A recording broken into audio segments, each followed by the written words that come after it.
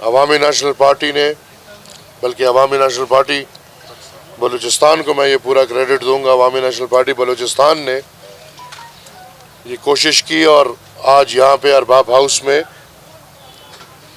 ایک آپ کے سامنے الحمدللہ ایک 6 جماعتی اتحاد کہیں اس کا آغاز آج یہاں سے ہو رہا ہے۔ سب سے پہلے میں مشکور ہوں تمام ان لیڈرشپ کا، مشکور ہوں نیشنل پارٹی کے ڈاکٹر عبد المالک صاحب کا، مشکور ہوں پی کے میپ کے اپنے بھائی خوشحال کا، مشکور ہوں ہزارہ ڈیموکریٹک موومنٹ کے عبد الخالق بھائی کا، مشکور ہوں جمعیت علماء اسلام کے صوبائی صدر مولانا عبد الواسع صاحب کا، اور مشکور ہوں این ڈی ایم کے اپنے بھائی ان کے مرکزی جنرل سیکرٹری اور صوبائی صدر صاحب کا، جو آج یہاں پہ تشریف لائے ہیں۔ اور آج موٹی موٹی یہ باتیں ہوئی ہے کہ یہ فیصلہ ہوا ہے کہ انشاءاللہ 6 جماعتی اتحاد جو آج سے آغاز ہو رہا ہے،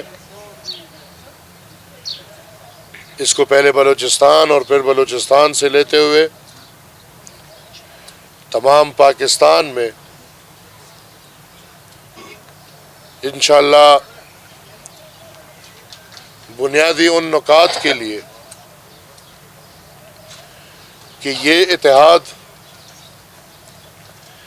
نہ حکومت چاہتی ہے، نہ حکومت بنانا چاہتی ہے، نہ حکومت توڑنا چاہتی ہے۔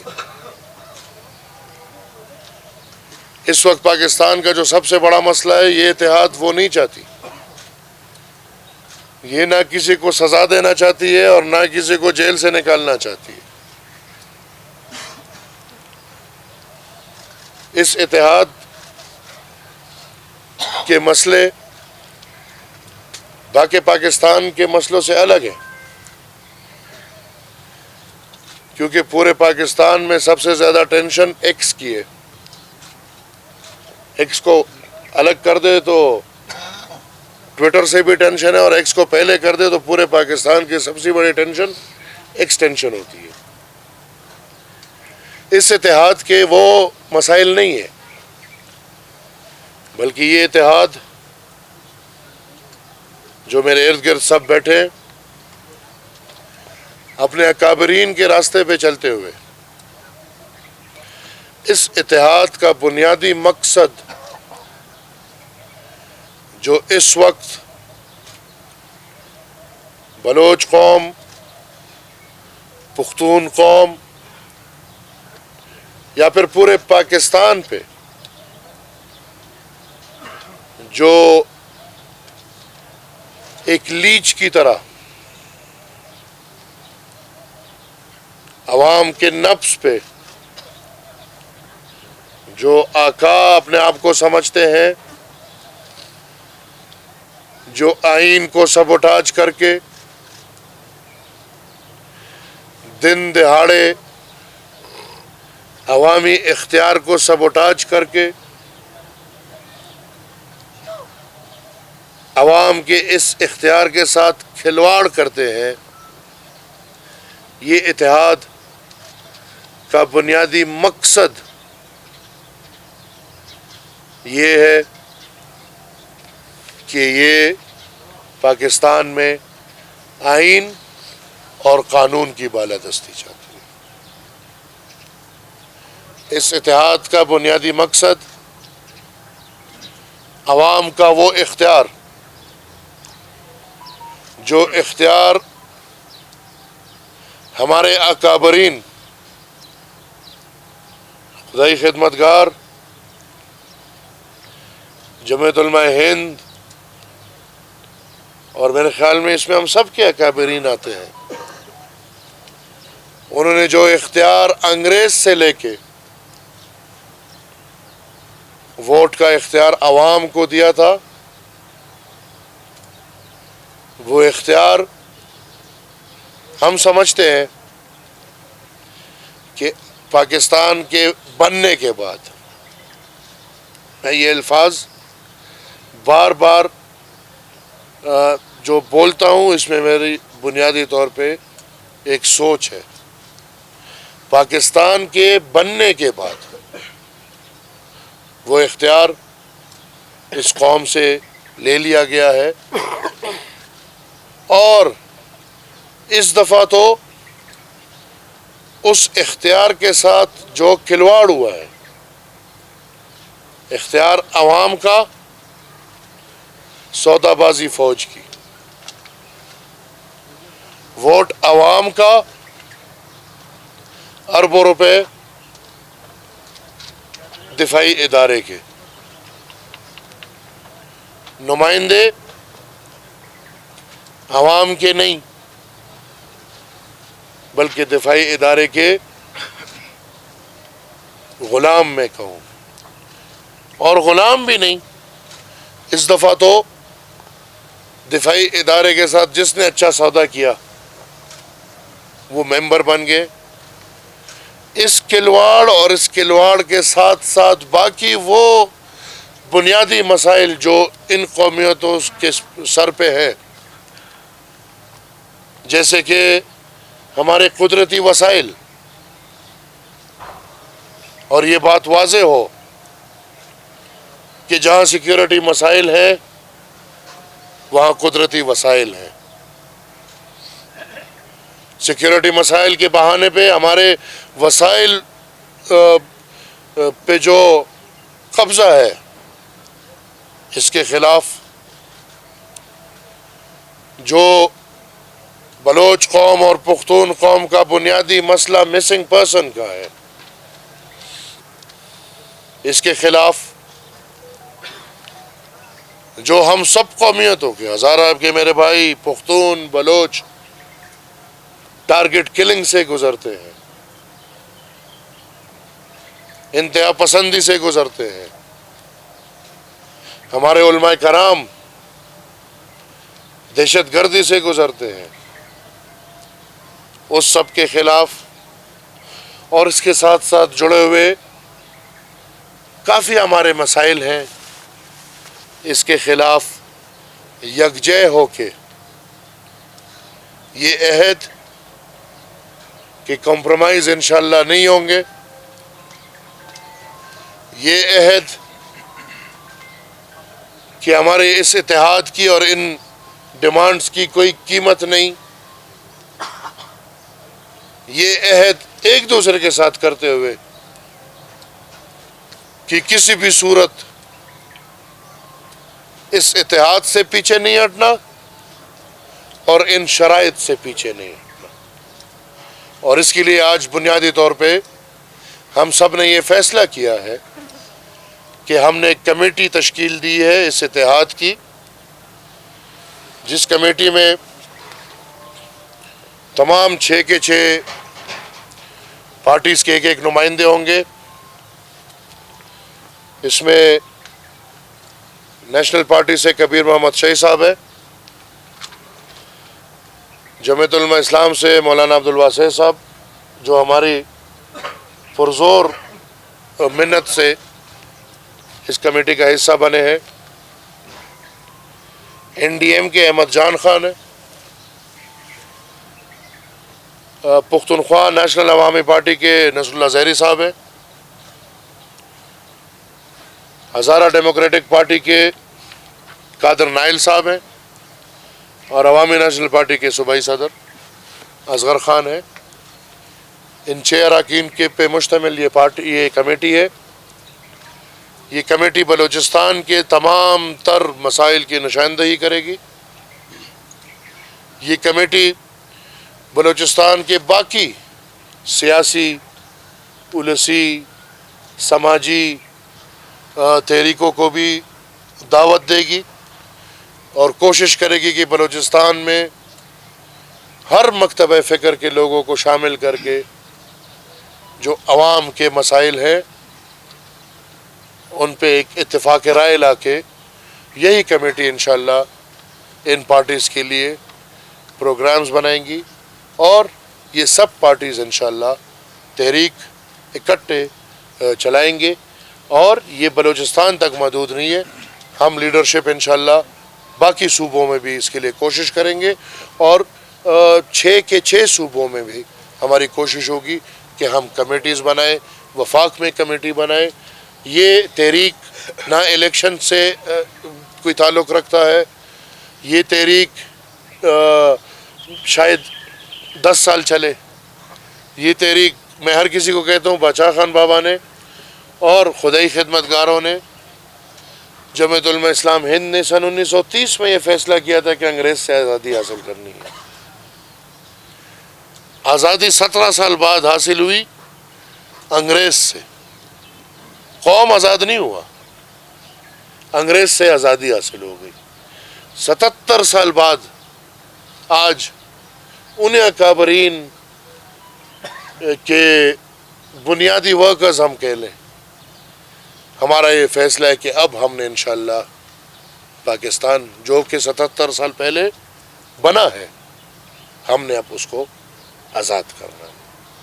اس میں سال بھی لگ سکتا ہے, اس میں 5 سال بھی لگ سکتے ہیں, اس میں 10 سال بھی لگ سکتے ہیں, لیکن اب ہمارا یہ فیصلہ ہے کہ عوام کا اختیار عوام کو اور بارڈر کا اختیار بارڈر والوں کو دینا ہوگا.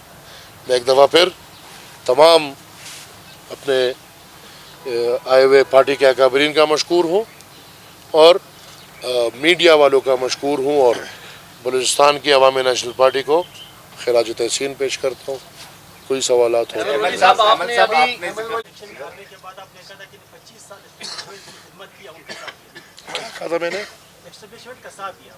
میں 25 سال پہلے تو شاید میں چس نہیں ڈال رہا ہوں گا. اچھا نہیں, الفاظ الگ ہی تھے.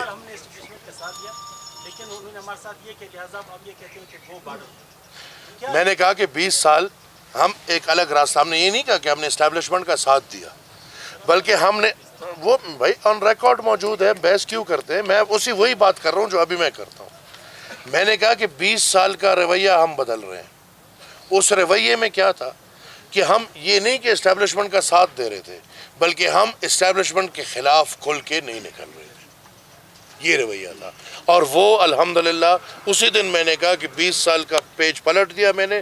میں تو ابھی جمعہ 8 دن میرے خیال میں ہوئے ہیں, 20 سال کا پیج میں نے پلٹ دیے اور اب الحمدللہ ہم اسٹیبلشمنٹ کو بالکل ہدف پہ رکھ کے ٹارگٹ پہ رکھ کے کام کریں. آپ لوگوں کی بڑی مہربانی. Thank you. بس بات کی میڈیا کی آزادی کی بات کی, میرے خیال میں آپ نے بہت اچھی بات کی. اس وقت جو بلوچستان میں میڈیا ہے واقعی ایک گرفت میں. پچھلے دنوں پریس کلب کو تالا بھی لگی. بدقسمتی سے ڈاکٹر مالک صاحب ہم نے اسمبلی سے واک آؤٹ بھی کیا, لیکن ان کی جماعت نے اسمبلی سے واک آؤٹ نہیں کیا. ہمیں بہت افسوس بھی ہوا.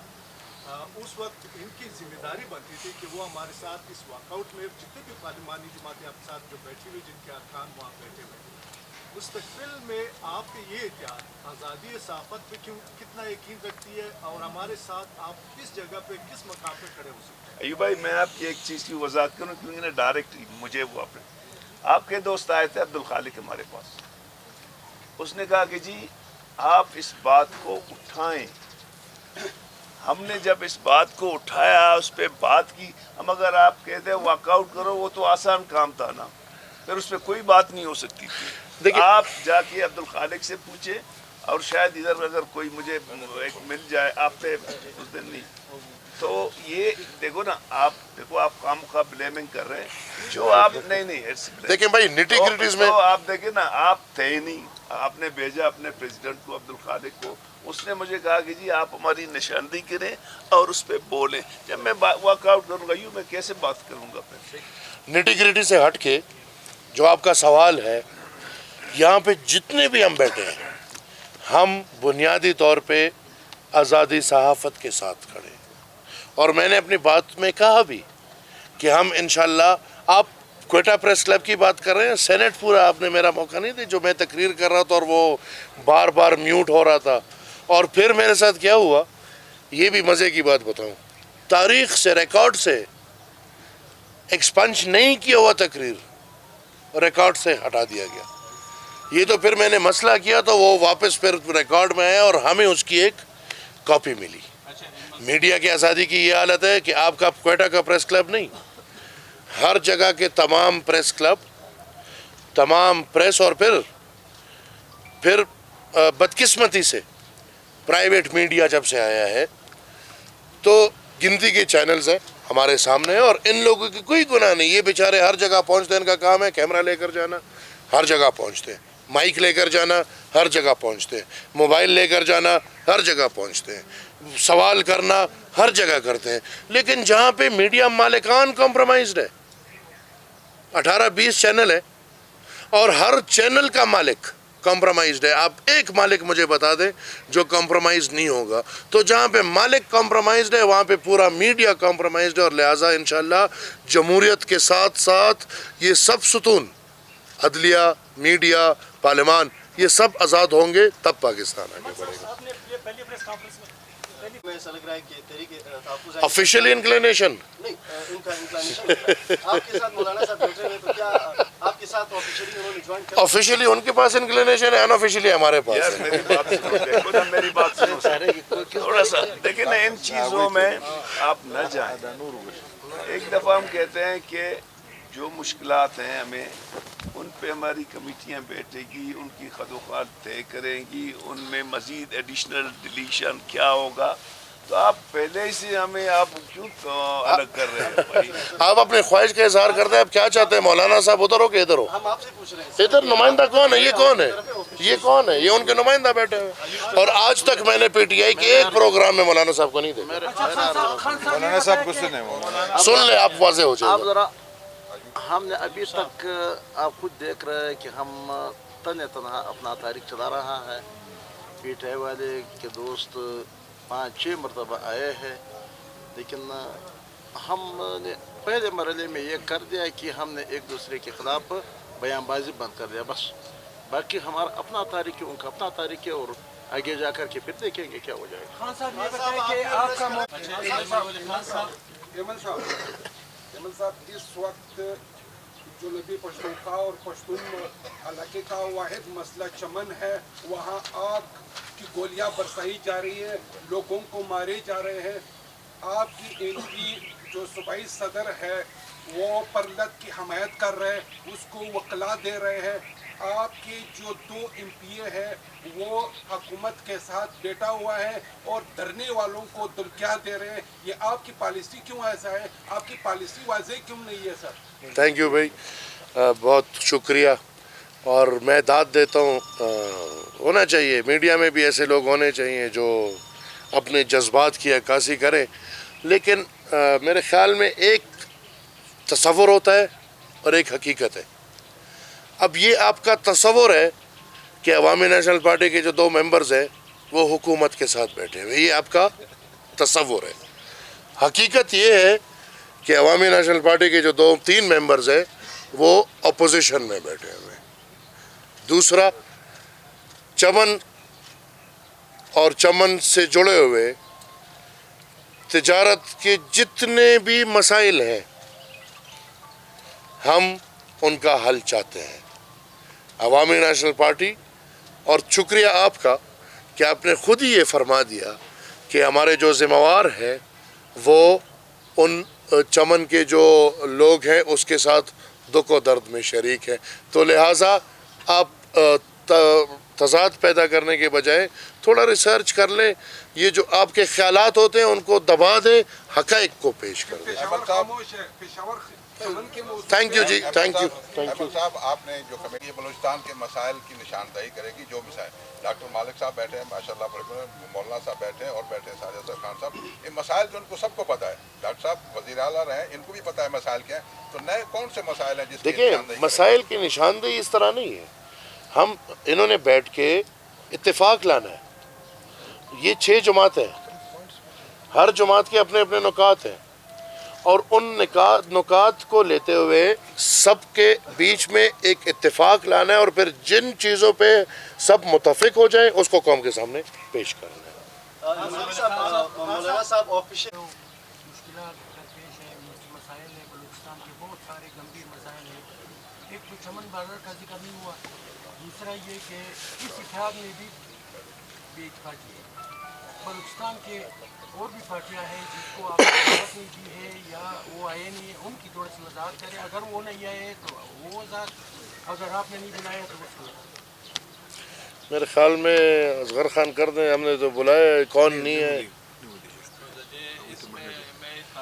अभी आपने बात की कि हालिया इलेक्शन में जिसने बेहतर सौदा किया वो असम्बलियों में पहुंचा, आपके नुमाइंदे बलूचिस्तान असम्बली में भी पहुंचे और उन्हीं की बुनियाद पर आप सेनेटर मुंतखब हुए।